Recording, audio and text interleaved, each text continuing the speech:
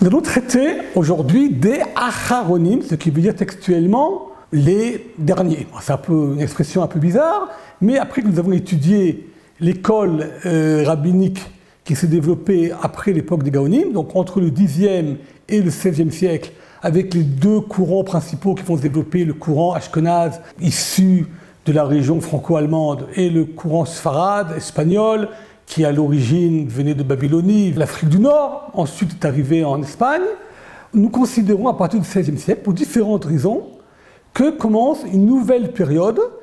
Donc, si la première période s'appelle la période des premiers, les Rishonim, nous allons parler maintenant d'une période qui s'appelle les Acharonim. En fait, c'est une période qui dure jusqu'à nos jours. Pourquoi le XVIe siècle? Quels sont les événements majeurs qui se sont passés qui font qu'on parle d'une nouvelle époque, d'une nouvelle ère rabbinique? Deux événements principaux ont eu lieu pendant le XVIe siècle. Premier événement, 1456, Gutenberg, l'invention de l'imprimerie. L'invention de l'imprimerie va changer énormément le monde talmudique, rabbinique, dans le sens que si auparavant des maîtres locaux écrivaient des manuscrits qui des fois difficilement arrivaient dans d'autres endroits, c'est pour ça que nous savons par exemple, nous avons parlé que le judaïsme espagnol, qui lui est issu de la tradition babylonienne, avait des documents très exacts qui pas toujours n'étaient le courant pour les juifs qui étaient en France et en Allemagne. À partir du moment qu'il y a l'imprimerie, il y a un développement énorme de l'enseignement. Un rabbin célèbre peut imprimer son livre qui, en l'espace de quelques années, est connu dans toute l'Europe, dans une partie du Moyen-Orient. Donc, il y a déjà un changement profond qui fait que le monde rabbinique commence à devenir un peu plus global qu'auparavant. Le deuxième événement extrêmement important, certes douloureux, mais qui est important, c'est à la fin du XVIe siècle. Et nous parlons évidemment de l'expulsion des Juifs d'Espagne en 1492 et ensuite des Juifs du Portugal en 1497. Cet événement va créer des mouvements d'immigration qui vont bouleverser complètement une partie importante du monde juif. Mais il faut bien comprendre que l'expulsion des Juifs d'Espagne en 1492, le Tisha B'Av, le 9 Ab donc de cette année, cette expulsion des Juifs d'Espagne n'a pas commencé le jour même. Elle est la suite d'un processus qui a duré depuis très longtemps, de plusieurs mouvements de conversion forcée qui ont déjà commencé 2 siècles auparavant, en 1292. En 1392, il y a une vague énorme antisémite en Espagne, dans laquelle des centaines de milliers de juifs sont obligés de se convertir. Certains refusent et sont brûlés sur le bûcher. D'autres acceptent, mais une grande partie des juifs vont devenir des maranes, autrement dit des juifs cachés, qui continuent à respecter le judaïsme en cachette, tout en se déclarant officiellement comme étant chrétiens. L'Inquisition espagnole, qui va donc se créer surtout à l'époque d'Isabelle la catholique, aura pour but de retrouver ces juifs qui sont en fait des traîtres aux yeux de l'Église espagnole, qui sont des descendants de ces juifs convertis, mais qui en vérité sont des maranes. Et en fin de compte, en 1492, il y aura l'édit de l'expulsion. Des centaines de milliers, certains pensent que c'est 200, 300 000 juifs vont quitter l'Espagne. On parle quand même du judaïsme espagnol, un judaïsme extraordinaire, un judaïsme qui a eu une ère, l'âge d'or du judaïsme espagnol, un judaïsme extrêmement important à l'époque des Rishonim, un des sommets du monde juif, qui à ce moment-là devra, dans l'espace de quelques semaines, quitter. Une partie des juifs espagnols ont cru qu'ils pouvaient se réfugier au Portugal, mais comme on l'a dit, en 1497, il y aura également l'expulsion des juifs du Portugal. Où vont aller tous ces juifs, et parmi eux de très grands érudits? Une grande partie sera acceptée à bras ouverts dans le monde ottoman. Autrement dit, ils vont immigrer d'Espagne vers Istanbul et d'autres villes de l'Empire ottoman. En attendant, il va se passer également un phénomène assez intéressant au niveau historique. En 1517, la Grande Porte a décidé de conquérir également l'Égypte, qui à ce moment-là qui était des alliés, un empire qui était dans les mains des Mamelouks. En 1517, l'Empire ottoman conquit l'Égypte et également la Palestine, autrement dit la terre d'Israël, ainsi que ce qui sera la Syrie. Et donc à ce moment-là, Eretz Israël, la terre d'Israël, intègre en 1517, même pas 3 décennies après l'expulsion des Juifs d'Espagne, déjà nous avons un centre juif important en Eretz Israël, à Jérusalem et à Safed. Donc ces deux événements vont faire une transformation du monde juif, et donc à ce moment-là, va commencer une nouvelle ère qui est l'ère des Acharonim. Quelques noms célèbres du début de l'époque des Acharonim, vers 1400-1430, nous avons le livre qui s'appelle le Maharil du Rav Levi, qui est une grande autorité ashkénaze, qui va devenir le livre de référence de tous les coutumes ashkénazes. Un peu plus tard, il va y avoir le Troumat Hadeshen de Rabbi Israël Issarlin, un livre majeur dans les responsables également ashkénazes. Nous aurons après le Maharik, Rabbi Yitzhak Kolon, qui est d'Italie et qui est également un des grands maîtres.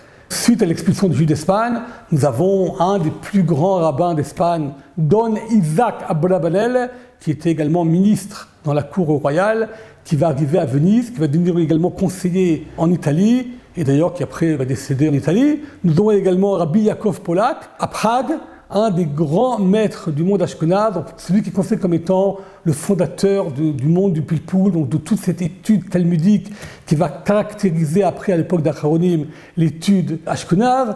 Nous avons Rabbi Yitzhak Kapton, un bêta qui a écrit un livre sur le Talmud, qui est également un des grands maîtres.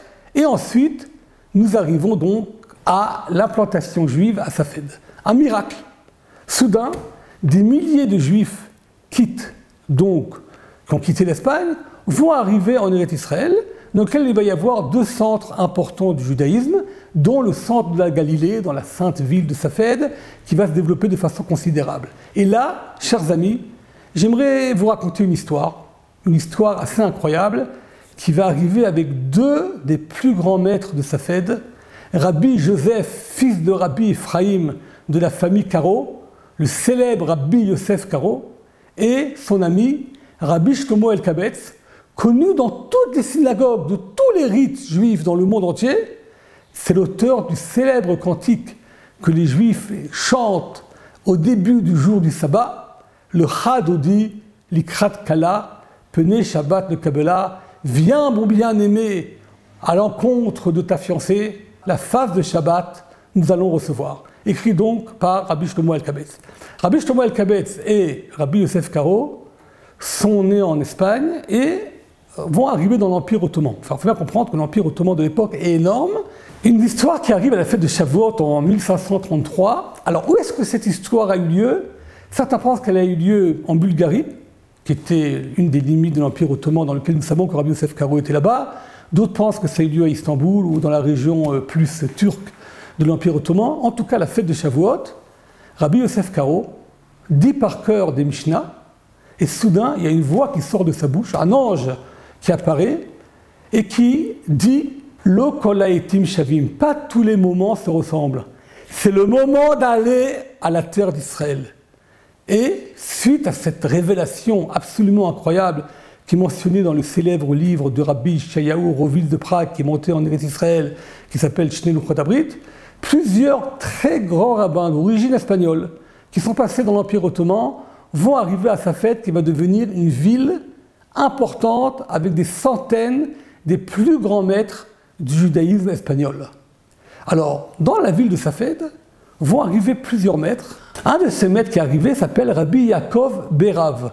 Rabbi Yaakov Berav, originaire d'Espagne, va arriver à Safed. C'est une des personnalités les plus intéressantes peut-être de son époque, parce qu'il a décidé de renouveler l'ordonnance rabbinique qui datait de l'époque de Moïse. Moïse a mis ses deux mains sur la tête de Josué, son élève, et l'a ordonné maître. Ce qu'on appelle en hébreu Smichat Rachamim, en français, ordonnance rabbinique. Cette ordonnance rabbinique, après la destruction du Second Temple et après les décrets des Romains qui ont mis à mort plusieurs des grands maîtres de la Mishnah, nous savons qu'à l'époque de Rabbi Yehuda ben Baba, donc à l'époque de tous ces martyrs, après la destruction du Second Temple, il commence à y avoir une faiblesse et on a du mal à ordonner rabbiniquement. Après le départ des Juifs d'Eretz Israël vers la Babylonie, il n'y a plus d'ordonnance rabbinique. Et donc Marie Berav décide, sur la base de l'interprétation de Maïmonide, de renouveler l'ordonnance rabbinique. Il va ordonner quelques rabbins, mais il sera en opposition avec le grand rabbin de Jérusalem, le Maharal Abach, Rabbi Levi Ibn Habib, qui s'est opposé à ce qui se passe à Safed, donc il va y avoir une polémique. Mais en tout cas, en attendant, différents rabbins sont ordonnés, dont également Rabbi Yosef Karo. Rabbi Yosef Karo, qui est donc a grandi en Espagne, qui va se retrouver après dans l'Empire ottoman, qui va arriver à Belgrade, et qui est déjà, à l'âge de 30 ans, va écrire un commentaire sur le Arba'a Aturim. Je reviens un peu en arrière sur ce livre remarquable, écrit par Rabbi Yaakov, le fils de Rabbi Asher ben Yechiel, qui a donc écrit au XIIIe siècle ce livre qui s'appelle les Arba Turim, dans lequel il a ramené toutes les décisionnaires de son époque, en mentionnant principalement Maïmonide et son père, le Roche Rabbi Asher, né en Allemagne, qui après va arriver en Espagne suite aux différentes croisades et au massacre de juifs allemands sur lequel Rabbi Asher, le Roche, a réussi difficilement à se sauver. Et donc, ce Rabbi Yaakov va écrire un livre d'Halakha, un livre de jurisprudence juive, basé sur 4 domaines. Orach Chaim qui traite du judaïsme quotidien, des fêtes, etc. Yoredea qui traite des lois relatives à tout ce qui est kasher, et également à certaines lois relatives à l'étude de la Torah, honorer ses pères et sa mère, et différentes lois relatives également au crédit et intérêt. Le troisième partie qui s'appelle Even Haezer traite des lois conjugales, donc les lois du mariage, les lois du divorce, les obligations du mari envers sa femme. Et la quatrième volet qui s'appelle Choshen Mishpat traite de toutes les lois de la jurisprudence juive, les lois relatives aux dommages et intérêts, aux problèmes d'argent et autres. Sur ce livre-là, en attendant, s'est développé d'autres commentaires. Rabbi Yosef Karo va écrire une œuvre majeure qui s'appelle Bet Yosef, la maison de Joseph. En fait, il dit c'est ma maison à moi. Il s'appelle Joseph. Il dit je suis en train de créer ma maison, qui est ce commentaire extraordinaire sur les Arba Turim qui s'appelle le Bet Yosef. Rabbi Yosef Karo a également écrit un commentaire extrêmement important, majeur, sur l'œuvre de Maïmonide, le Mishneh Torah, qui s'appelle le Kesef Mishneh, dans lequel il ramène toutes les sources que Maïmonide n'a pas mentionnées dans son livre à lui. Et ces deux livres-là font de Rabbi Yosef Karo vraiment l'autorité talmudique, expert de jurisprudence juive, majeure dans tout le monde sfarade, avec également une aura très importante, également dans le monde ashkenaz. Ce Rabbi Yosef Karo, suite à cette révélation lors de la fête de la Pentecôte juive, va émigrer à Safed avec des amis, et également il aura des élèves. Si on cite quelques noms des plus grandes autorités rabbiniques de Safed, nous avons cité son ami Rabbi Shlomo El-Kabetz, nous pouvons citer également Rabbi Moshe Al-Shir, qui a écrit un commentaire remarquable sur toute la Bible, le commentaire du Al-Shir HaKadosh, un des plus grands kabbalistes de sa génération, ami intime d'un de Rabbi Yosef Karo qui s'appelle Rabbi Moshe Cordovero, surnommé le Ramak, l'auteur de Pardes Ribonim et de plus de Tomer de Vora et des livres majeurs de Kabbalah. Nous avons également Rabbi Yitzhak Luria, le grand kabbaliste, que nous allons revenir là-dessus, son élève, Rabbi Chaim Vital. Donc à l'époque à Safed, il y a des rabbins qui sont vraiment les lumières de la génération. Et Rabbi Yosef Karo, déjà à l'âge de plus que 60 ans, va décider un acte qui aujourd'hui nous paraît un peu évident, mais qui à l'époque est absolument révolutionnaire. Il a compris que son œuvre magistrale, le Bet Yosef, ce commentaire extraordinaire sur l'Arba Turim de Rabbi Yaakov ben Rabbi Asher, est complexe. C'est quand même un ouvrage de référence qui cite énormément de passages talmudiques, qui cite énormément d'œuvres de l'époque des Rishonim, tant ashkenaz que sfarad, qui ramène également énormément de responsables de différentes autorités rabbiniques de tout le monde, depuis l'époque des Gaonim jusqu'au monde ashkenaz, espagnol, italien, également des sages de Provence. Il ramène également les œuvres de responsables de plusieurs maîtres du judaïsme grec, de Salonique et d'autres. C'est quand même un ouvrage qui nécessite d'avoir une formation talmudique très respectable. Ce n'est pas un ouvrage qui permet à chaque juif de pouvoir avoir un accès direct avec la décision qui permet de comprendre exactement les lois quotidiennes et autres. Et là, Rabbi Yosef Karo, à Safed, va écrire un résumé du Bet Yosef qu'il va appeler le Shulchan Arour, qui veut dire textuellement la table dressée, la pleine expression du Midrash qui dit que Dieu a dit à Moïse, quand tu enseignes la Torah, quand tu enseignes mon enseignement aux enfants d'Israël, fais Arour autant que Shulchan Arour. Installe cet enseignement comme une table qui est dressée. Comme quelqu'un quand il va au restaurant, il est assis à la table numéro 17, la table est déjà mise, il y a une nappe, il y a des assiettes, et à ce moment-là, on peut amener à manger, on peut directement manger. Donc le Midrash il dit que Moshe Rabbeinu préparait les différents passages que Dieu lui ordonnait, les différents commandements, afin qu'ils soient accessibles aux enfants d'Israël. Selon cette expression du Midrash de Shulchan Arour, de table dressée, Rabbi Yosef Karo va faire écrire un résumé du Bet Yosef, qu'il va surnommer le Shulchan Arour, un résumé donc en 4 volumes, un qui va s'appeler Orach Chaim, qui sera donc le résumé de toutes les lois quotidiennes. La deuxième partie, Yoredea, la troisième partie, Even Haezer, et la quatrième partie sera la partie de Choshen Mishpat. Donc, sur la base du Beit Yosef, va sortir un livre beaucoup plus succinct, qui est un résumé de toute la halachot, dans lequel il va utiliser le nom des chapitres du Baal HaTurim, en rajoutant également des numéros, qui s'appellent des seifim, donc des sous-articles, des paragraphes. Donc à ce moment-là, nous aurons des chapitres, et nous aurons également des paragraphes qui sont appelés donc des seifim en hébreu. Donc il va y avoir cette œuvre. L'œuvre a été composée en 1563, a été finalisée à Safed. 2 ans après, à Venise, le Shulchan Aruch est imprimé, et la première édition du Shulchan Aruch, qui ne comprend donc que le Shulchan Aruch de Rabbi Yosef Karo, sera déjà diffusée dans énormément de communautés juives et aura une diffusion exceptionnelle. Rabbi Yosef Karo, dans son introduction sur cette œuvre majeure qui va changer complètement la loi juive au sein du judaïsme mondial, dans son introduction, il dit « Je me suis basé principalement sur les 3 piliers de la loi juive, Rabbi Yitzhak El-Fassi, le Rif que nous avons déjà cité, le grand maître du judaïsme espagnol au XIe siècle. La deuxième personne, c'est Maïmonide, et le troisième, c'est le Roche. Et à ce moment-là, sur la base de ces 3 grands décisionnaires, je vais fixer donc les différentes lois telles qu'elles sont tranchées dans le Shulchan Aruch. Évidemment, volées dans le monde ashkenaz, avec tout le respect pour Rabbi Yosef Karo, où sont les maîtres du judaïsme ashkenaz, Rashi, les Tosafistes, le Maharil, toutes ces œuvres de loi juive qui tournent autour d'une étude spécialement ashkenaz, telle qu'on appelle les Podéishun, mais également basée sur des coutumes innées, inédites au judaïsme franco-allemand, où tout cela figure dans ce Shulchan Aruch. À ce moment-là, il y a 2 possibilités. Ou bien écrire un Shulchan Aruch parallèle pour le monde ashkenaz, ou bien intervenir dans le Shulchan Aruch de Rabbi Yosef Karo en y rajoutant également des appendices qui seront les coutumes du monde ashkenaz.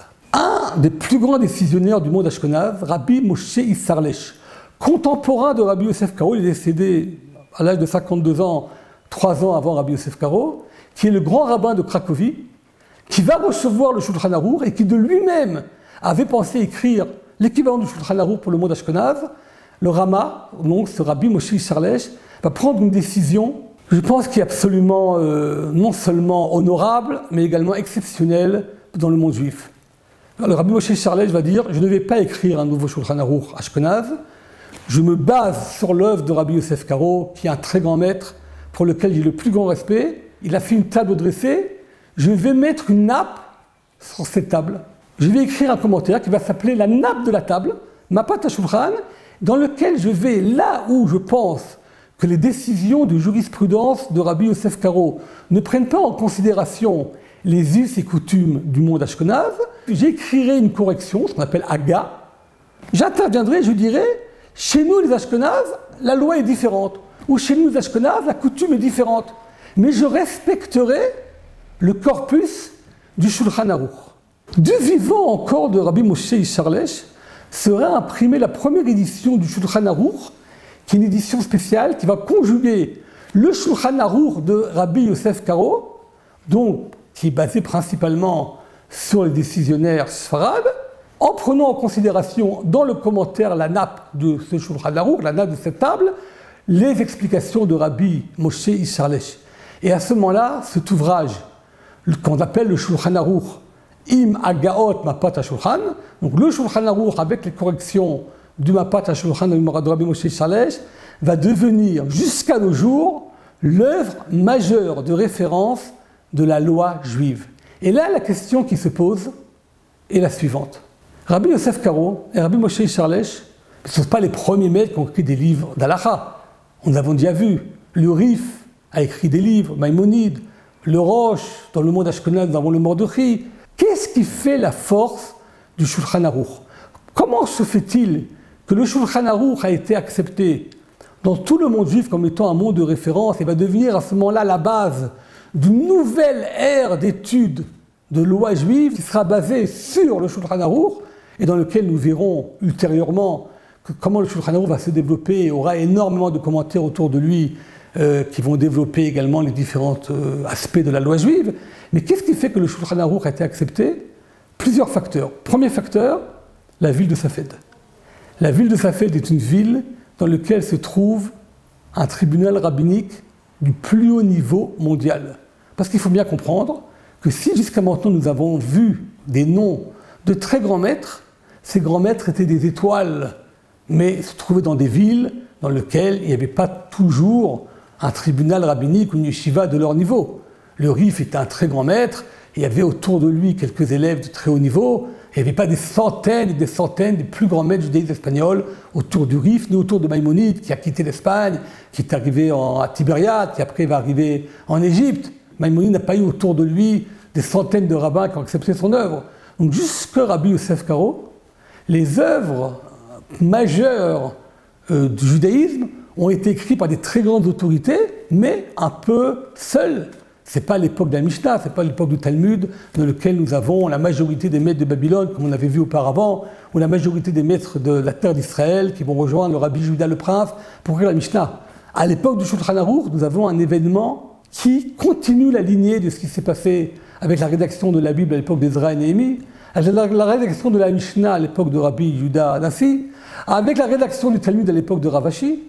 Nous avons une quantité énorme de très grandes autorités rabbiniques, nous avons cité quelques noms auparavant, avec le Mari Bérav, avec Rabbi Moshe Alshir, le Hari Akadosh, Rabbi Yosef Karo, Rabbi Moshe Mitrani, les plus grandes autorités qui sont à Safed,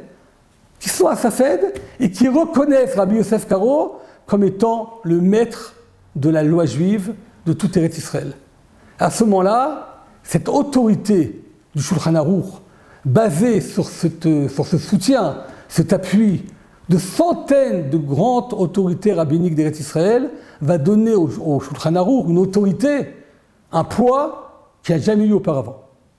Je pense également que la décision extrêmement noble de Rabbi Moshe Acharlesh de ne pas écrire un autre livre pour le monde ashkenaz, mais d'écrire son commentaire sur le Shulchan Aruch et donc de faire que le Shulchan Aruch devient également un livre accepté dans le monde ashkenaz, avec les deux commentaires, donc le Shulchan Aruch et le Mapat HaShulchan, fait également que cette autorité qui a été donnée au Shulchan Aruch à Safed va également rayonner dans tout le monde ashkenaz grâce à ce rajout de Rabbi Moshe Acharlesh. Donc la conjugaison de tout ce que nous avons dit jusqu'à maintenant fait que le Shulchan Aruch va devenir le livre de référence, le livre du symbole du respect de la loi juive, sous tous ses aspects, va devenir le livre de référence dans le judaïsme espagnol ainsi que dans le judaïsme ashkenaz. Pour ajouter uniquement une petite anecdote, un judaïsme extrêmement important, beaucoup plus restreint en nombre, mais qui est très important, c'est le judaïsme yéménite, qui lui déjà, suite à la célèbre lettre de Yémen de Maïmonide, avait déjà accepté à l'époque de Maïmonide, donc au XIIIe siècle, que le Mishneh Torah de Rabbi Moshe ben Maïmon de Maïmonide va devenir l'ouvrage de référence dans le judaïsme yéménite. Un des grands maîtres du judaïsme yéménite va écrire un commentaire qui s'appelle Shtil Ezetim sur tout le Shulchan Aruch, en expliquant également comment les lois du Shulchan Aruch peuvent également être valables, ou bien en rajoutant les coutumes yéménites, ce qui fait que maintenant, dans le monde juif entier, du Yémen à l'Allemagne, de la Pologne à l'Afrique du Nord, de l'Afrique du Nord à l'Empire ottoman, puisqu'à l'époque il n'y a pas de juifs en Espagne, tout le monde de la Torah juif peut se retrouver autour de l'œuvre du Shulchan Aruch. Œuvre majeure qui va changer donc le monde de la halakha, et avec le Shulchan Aruch va commencer une nouvelle ère, donc une continuation de l'époque de ces acharonim, mais déjà basée au niveau de la loi sur cette œuvre majeure du Shulchan Aruch, œuvre majeure que nous allons après examiner et voir comment cette œuvre a reçu également après des supports et des adaptations qui permettent de l'actualiser jusqu'à nos jours.